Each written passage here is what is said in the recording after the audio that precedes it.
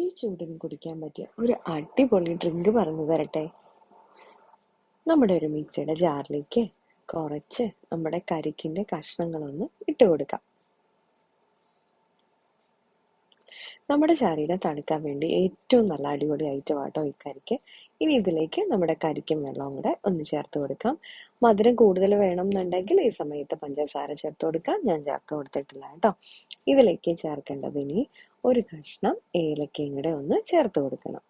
ഒരു ഫ്ലേവറിന് വേണ്ടിയിട്ട് നമുക്ക് ആഡ് ചെയ്ത് കൊടുക്കുന്നതാണ്. അതിനുശേഷം ഇതുപോലെ നല്ല ഫൈനായിട്ടൊന്ന് അടിച്ചെടുത്ത് കഴിഞ്ഞാൽ നല്ല ഹെൽത്തി ആയിട്ടുള്ള നമ്മുടെ കരിക്ക് ജ്യൂസ് ഇവിടെ റെഡി ആയിട്ടുണ്ട്. അപ്പം നമ്മുടെ ഇന്നത്തെ വീഡിയോ ഇത്രയേ ഉള്ളൂ. അപ്പോൾ ലൈക്ക് ചെയ്യാനും ഷെയർ ചെയ്യാനും കമൻറ്റ് ചെയ്യാനും സബ്സ്ക്രൈബ് ചെയ്യാനും മറക്കല്ല. വീണ്ടും അടുത്ത വീഡിയോ ആയിട്ട് കാണാം.